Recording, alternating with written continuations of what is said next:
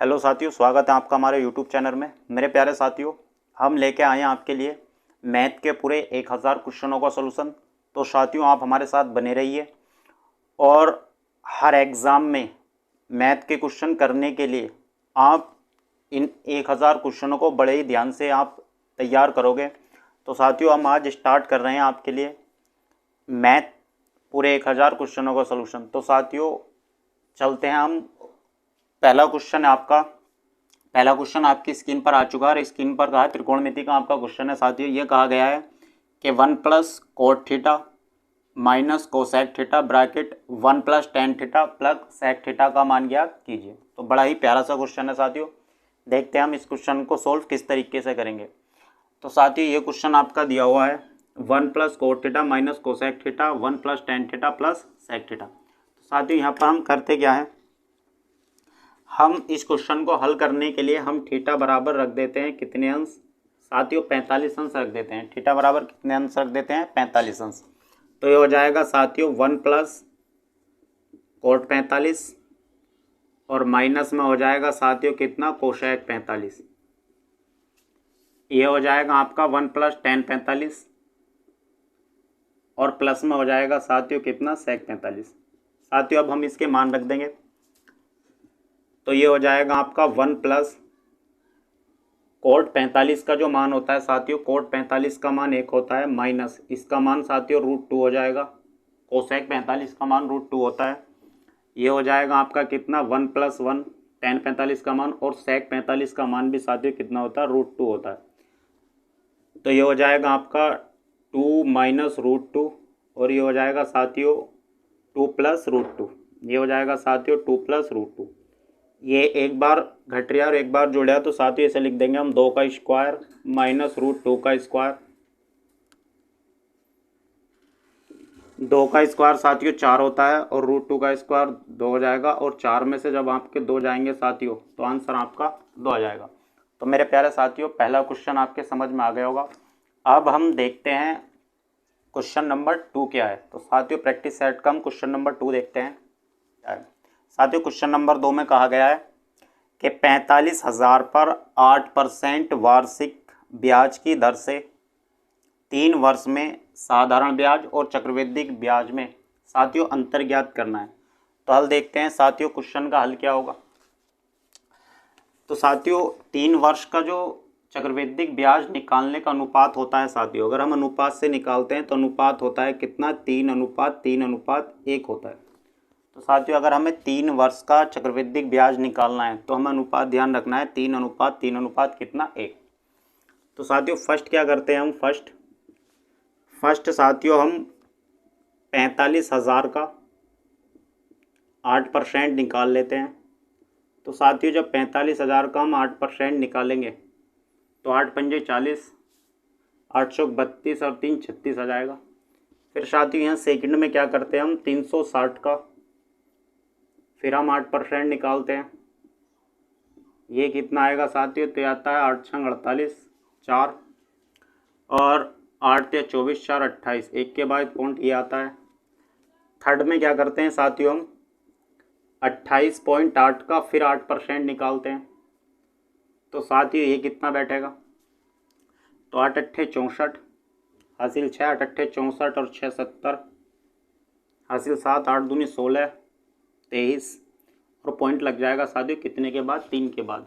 तो मेरे प्यारे विद्यार्थियों, अगर हमें इस क्वेश्चन में चक्रवृद्धि ब्याज निकालना होता तो हम इसकी 3 से गुणा कर देते, इसकी 3 से गुणा कर देते और इसकी 1 से, और सब की गुणा करके सबको जोड़ देते तो हमारा चक्रवृद्धि ब्याज आता था। मगर यहाँ पर साथियों चक्रवृद्धि ब्याज नहीं पूछा है, यहाँ पर पूछा गया है चक्रवृद्धि ब्याज का अंतर।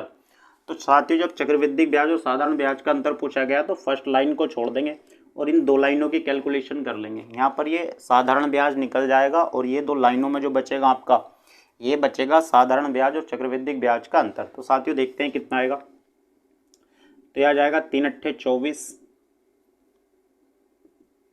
3 अट्ठे 24 आपके हासिल हो जाएंगे और 3 अट्ठे 24 और 2 26 और 3 दूनी 6 और 2 8। साथ ही यहाँ पर जब हम गुणा करेंगे तो ये आएगा आपका 2.304 और इन दोनों को ही जोड़ देंगे, इन दोनों को जोड़ देंगे तो यह आ जाएगा आपका 4 0, 4 और 3 7, और ये आ जाएगा आपका कितना 8, और ये आ जाएगा आपका 8। तो साथियों इसका जो आंसर हो जाएगा आपका वो हो जाएगा आपका 88.70। इस क्वेश्चन का आंसर होगा, यानी कि ऑप्शन आपका इसमें सी हो जाएगा। तो साथियों ये क्वेश्चन भी आपके समझ में आ गया होगा। अब चलते हैं हम क्वेश्चन नंबर 3 पर, देखते हैं क्वेश्चन नंबर 3 क्या है। तो साथियों क्वेश्चन नंबर 3 आपकी स्क्रीन पर आ चुका है। क्वेश्चन नंबर 3 देखिए, क्वेश्चन 3 में क्या कहा गया। क्वेश्चन 3 में कहा गया है एक विद्यार्थी यदि 2.5 किमी प्रति घंटे की गति से स्कूल जाता है तो 6 मिनट देरी से पहुंचता है, और यदि वह 3 किमी प्रति घंटे की गति से स्कूल जाता है तो 10 मिनट जल्दी पहुंच जाता है। घर से उसके स्कूल तक की दूरी ज्ञात कीजिए।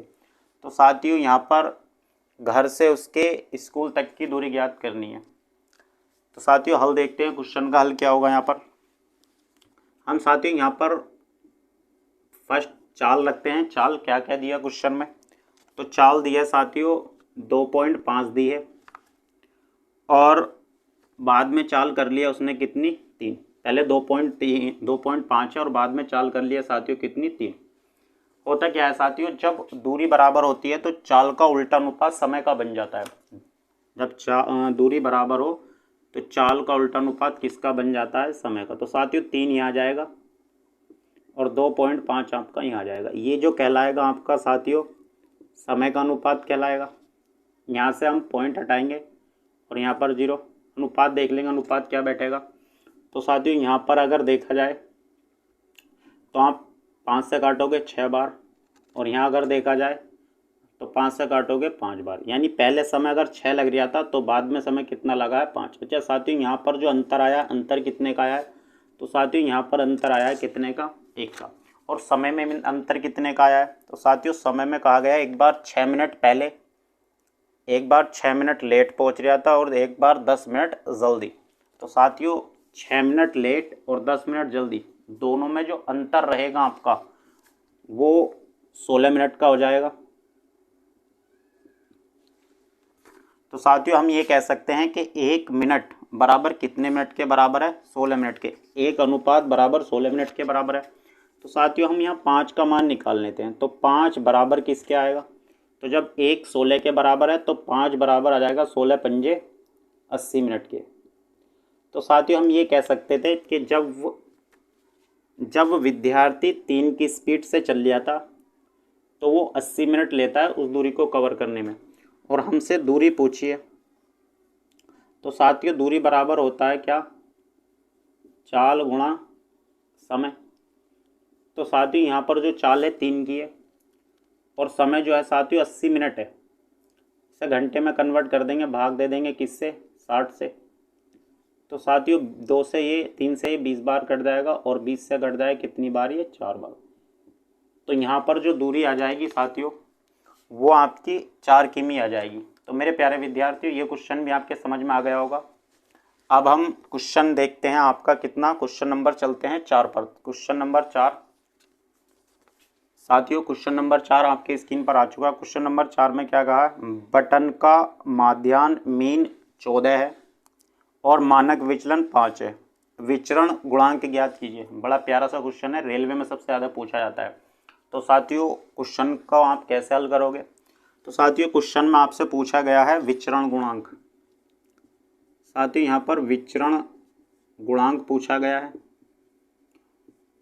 और यहाँ पर जो विचरण गुणांक होता है वो होता है आपका साथियों ये होता है मानक विचलन। मानक विचलन बटे में होता है आपका क्या, मीन। मीन यानी माध्यन, माध्यन, और गुणा में होता है साथियों कितना, 100।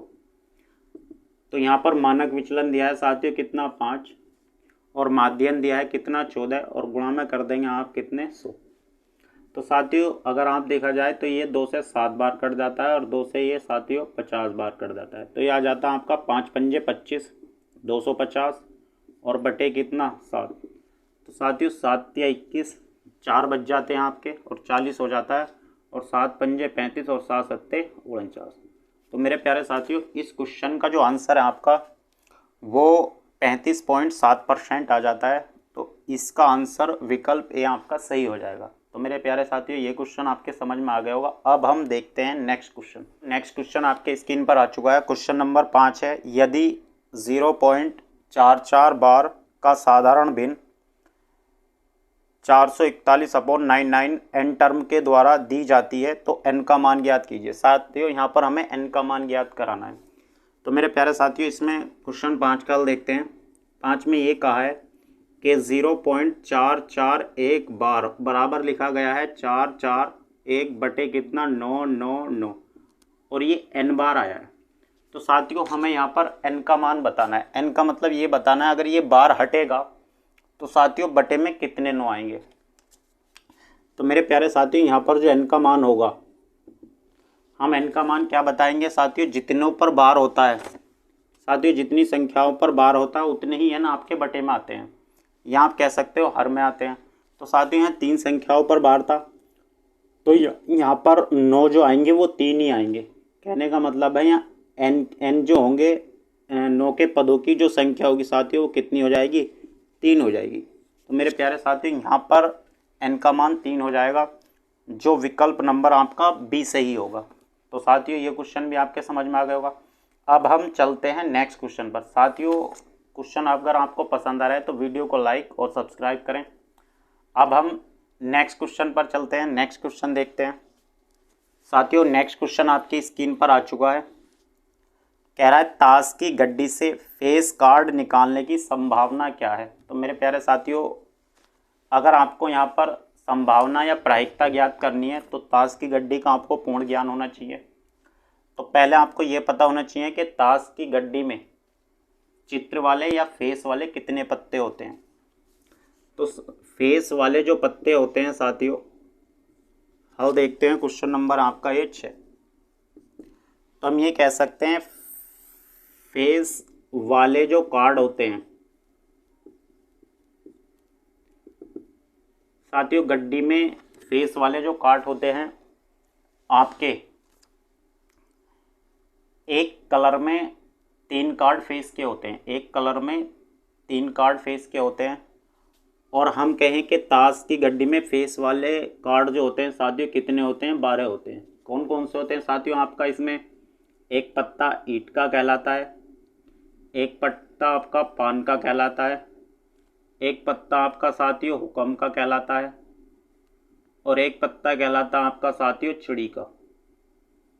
इस तरीके के आपके चित्र होते हैं। तो 3 पत्ते आपके इसमें फेस वाले होते हैं, 3 पत्ते इसमें, 3 पत्ते इसमें, 3 पत्ते इसमें।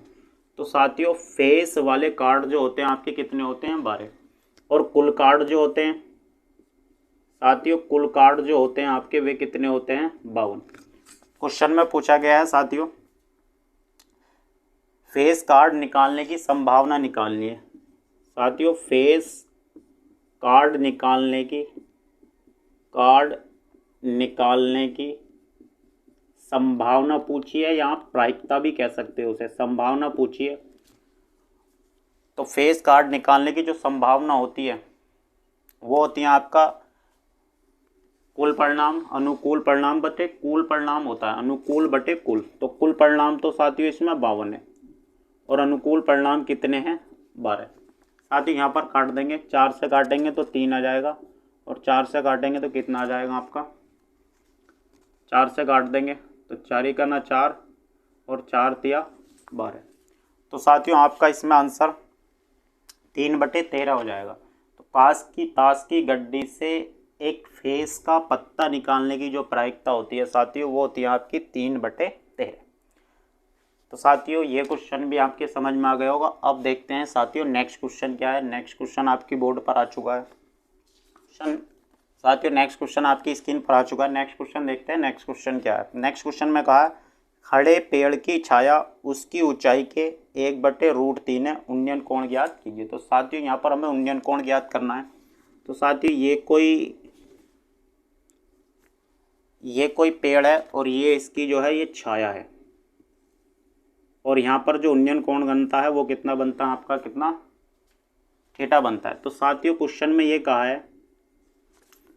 ये कहा गया है कि खड़े पेड़ की जो छाया है उसकी ऊंचाई के, तो साथियों ऊंचाई अगर √3 है, ऊंचाई अगर √3 है तो छाया कितनी है, 1 है। तो साथियों यहाँ पर तो दिया है आपका कितना, √3, ऊंचाई तो हो जाएगी √3। ऊंचाई के किसके बराबर है, तो कह रखा ऊंचाई के 1/3 के बराबर है। तो यहाँ पर जो छाया हो जाएगी वो कितनी हो जाएगी साथियों, 1 हो जाएगी। अगर साथियों यहाँ पर हम क्वेश्चन में tan थीटा लें तो tan थीटा होता है क्या, लंब बटे आधार, यानी √3 बटे कितना हो जाता है साथियों, 1 हो जाता है। और tan थीटा बराबर साथियों यहाँ √3 बचेगा, √3 जो मान होता है tan कितने अंश का होता है साथियों, 60 अंश का होता है। यहाँ तुलना करेंगे साथियों तो थीटा बराबर कितने अंश आ जाता है, थीटा बराबर आपका 60 अंश आ जाता है। तो मेरे साथियों क्वेश्चन बहुत आसान सा था, और यहाँ पर हमने tan थीटा लिया, लंब बटे आधार होता है यानी √3/1, और √3 tan 60 का मान होता है, थीटा बराबर कितना जाएगा आपका, 60 अंश आ जाएगा। क्वेश्चन नंबर 8 आपकी स्क्रीन पर आ चुका है साथियों। क्वेश्चन नंबर 8 देखते हैं, क्वेश्चन नंबर 8 क्या है।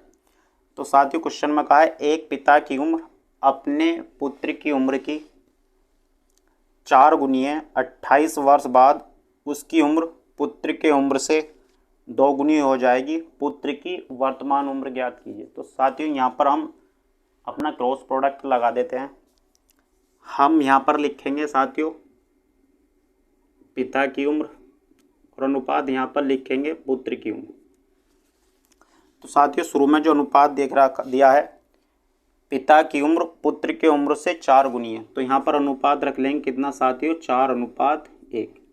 फिर यहाँ से यहाँ तक 28 वर्ष बाद पिता की उम्र 2 गुनी रह गई, अनुपात कितना हो गया साथियों, 2 अनुपात कितना हो गया, 1। तो साथियों अगर आप देखें तो यहाँ पर पिता की भी 28 वर्ष बढ़ती है और पुत्र की भी यहाँ से यहाँ तक जाने में 28 वर्ष बढ़ती है। तो साथियों यहाँ पर क्रॉस प्रोडक्ट लगा देते हैं।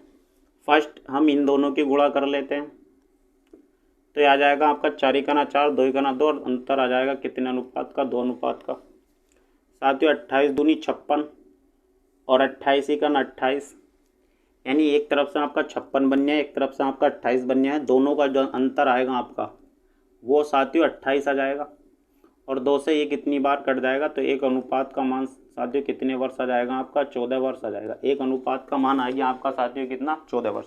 क्वेश्चन में आपसे पूछा है पुत्र की वर्तमान आयु, तो साथियों पुत्र का जो अनुपात है वो 1 है, और एक अनुपात बराबर किसके आया है साथियों, 14 वर्ष के। तो हम ये कह सकते हैं कि इसमें जो पुत्र की उम्र है साथियों कितने वर्ष आ जाएगी, 14 वर्ष आ जाएगी। तो मेरे प्यारे साथियों ये क्वेश्चन आपके भी अच्छे से समझ में आ गया होगा। अब हम चलते हैं नेक्स्ट क्वेश्चन पर।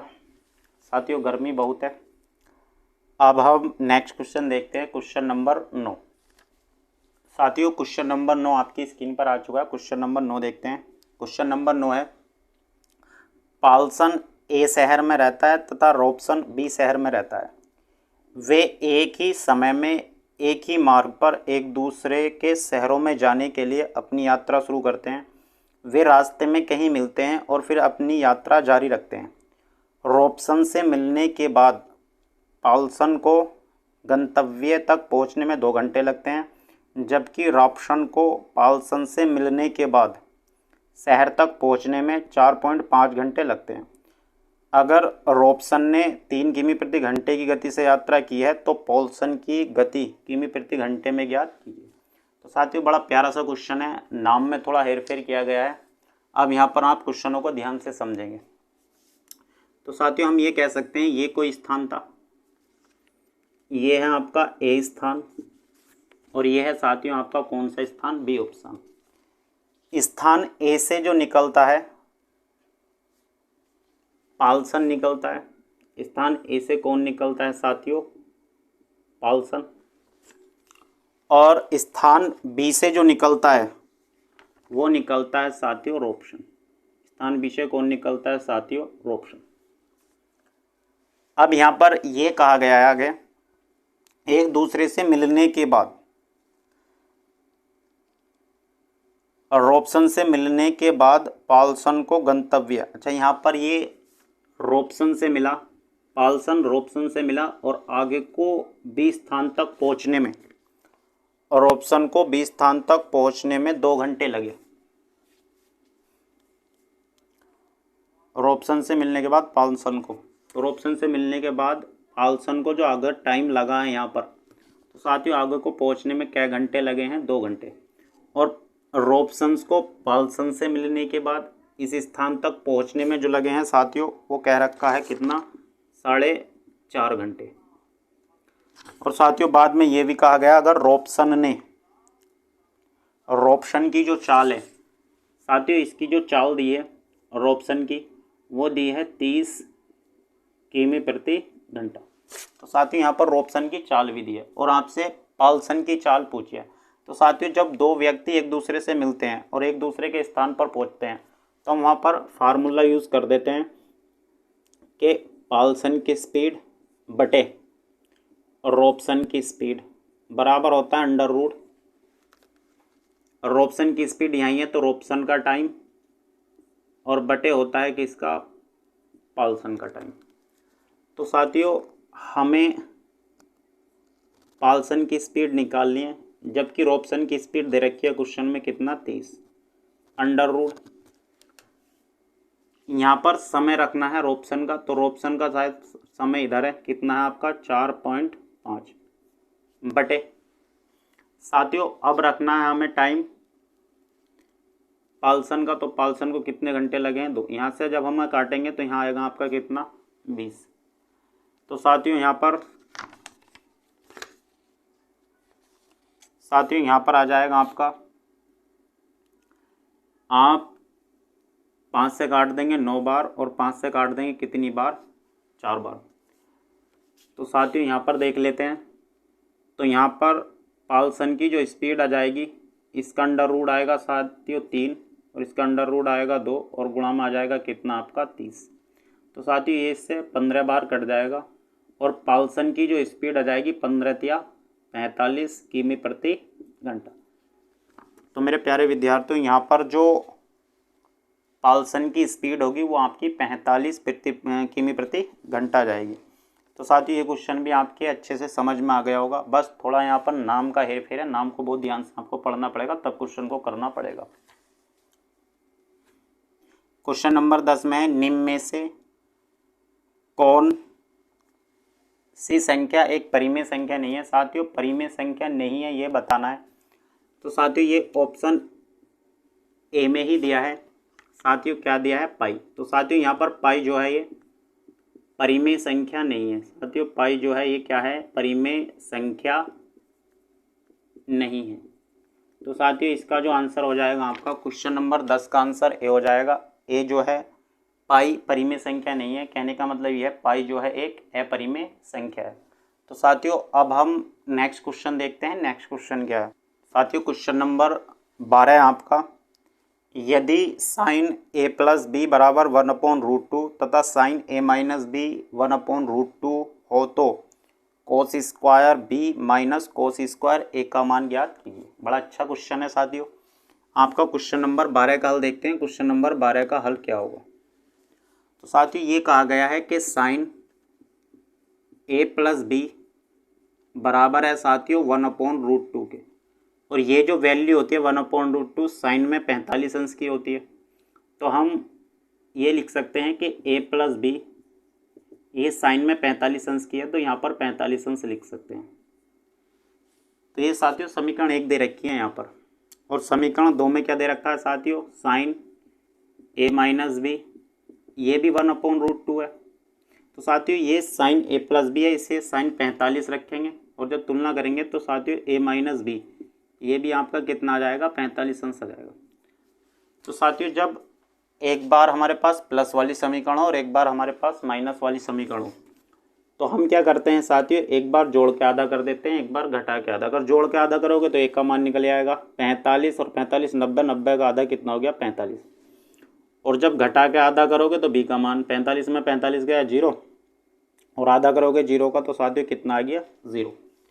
अब साथियों क्वेश्चन में पूछा क्या है, तो साथियों क्वेश्चन में पूछा है कोस स्क्वायर बी और माइनस कोस स्क्वायर ए का मान ज्ञात करना है साथियों। अब कोस स्क्वायर बी तो हम 45 रख देंगे, कोस स्क्वायर बी का मान 0 है और कोस स्क्वायर ए का मान 45 अंश है। साथियों 0 का मान तो 1 होता है, 1 की घात 2, और 45 का 1/√2 होता है, इसकी भी घात 2। तो साथियों 1 माइनस 1/2 और 1 में से आधा कम होगा, तो यहाँ पर जो आंसर हो जाएगा साथियों कितना हो जाएगा आपका 1/2 हो जाएगा। तो साथियों ये क्वेश्चन भी आपके समझ में आ गया होगा। यहाँ पर 1/√2 होती है साइन में 45 की वैल्यू, इसलिए a + b बराबर किसका आता है आपका 45 के आता है। तो मेरे प्यारे साथियों ये क्वेश्चन आपके समझ में आ गया होगा। अब चलते हैं हम नेक्स्ट क्वेश्चन पर, देखते हैं नेक्स्ट क्वेश्चन क्या है। तो साथियों वीडियो अगर पसंद आ रही हो तो आपको लाइक और सब्सक्राइब जरूर करना है। अब देखते हैं नेक्स्ट क्वेश्चन।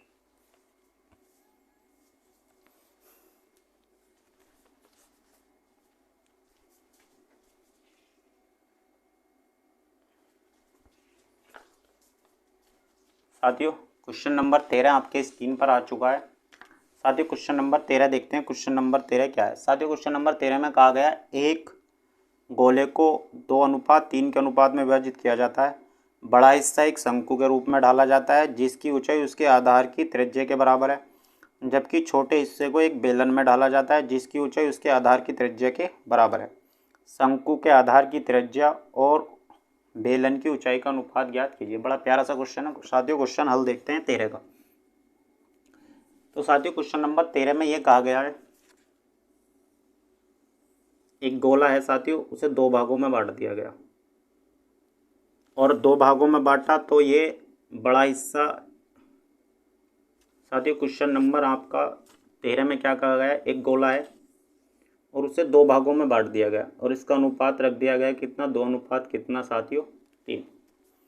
अब बड़े वाले हिस्से को साथियों एक शंकु बना दिया गया, बड़े वाले हिस्से को साथियों एक शंकु बना दिया गया, बड़े वाले हिस्से को साथियों क्या बना दिया गया, शंकु। और छोटे वाले हिस्से को साथियों एक बेलन बना दिया गया। छोटे वाले साथियों इससे क्या बना दिया गया, एक बेलन। छोटे वाले हिस्से को क्या बना दिया गया साथियों, बेलन। यानी इसका आयतन अगर 3 है तो साथियों इसका आयतन कितना होगा, 2 होगा।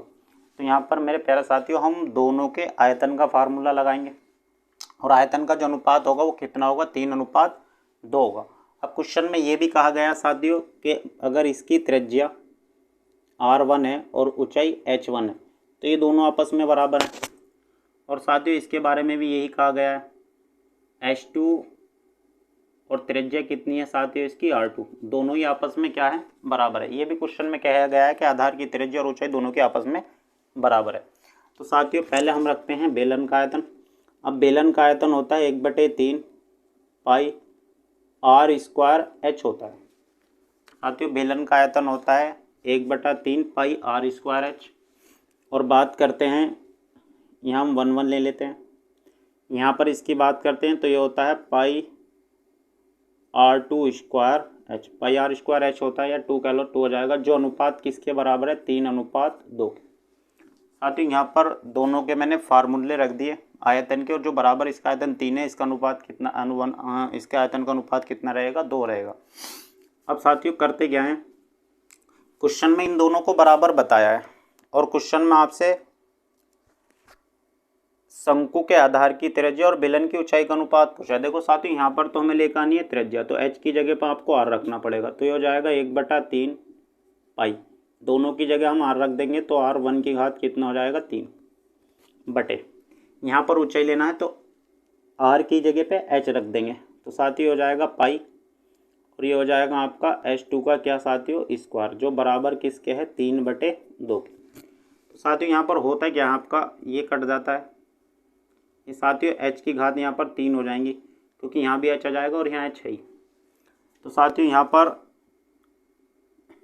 ये 3 उधर गुणा कर लेगा तो ये हो जाएगा आपका r1 का स्क्वायर, r1 की क्यूब, और बटे हो जाएगी s2 का कितना, क्यूब, बराबर होगा कितने, 3 × 9, 9/2। साथियों यहाँ से क्यूब बटेगा उधर क्यूब चढ़ जाएगा तो r1 और h2 ये हो जाएगा आपका क्यूब 9/2, या हम कह सकते हैं साथियों क्यूब 9, या साथियों हम कह सकते हैं इनका जो अनुपात आएगा आपका वो आ जाएगा क्यूब 9 अनुपात क्यूब √2 आ जाएगा। तो साथियों यहाँ पर अगर हम देखें तो शंकु की त्रिज्या और बेलन की ऊंचाई का अनुपात 3√9/3√2 कहलाएगा। तो मेरे प्यारे साथी ये क्वेश्चन भी आपके समझ में आ गया होगा। दोनों का हमने फार्मूले लगाए। यहाँ पर इसकी त्रिज्या निकाल के लेकर आनी थी, तो आर की जगह पे एच की जगह पे आपने आर रख दिया। इसकी ऊंचाई निकाल के लेकर आनी थी, तो आर की जगह पे आप एच रख दोगे और दोनों को आप कैलकुलेशन कॉल करोगे ना, आपका आंसर आ जाएगा। साथियों, अब देखते हैं आज का लास्ट क्वेश्चन।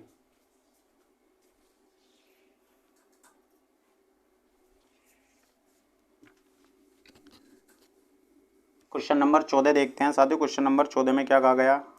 निम्न पाई चार्ट भारत में मोबाइल निर्माता कंपनियों के बारे करने में जानकारी देता है।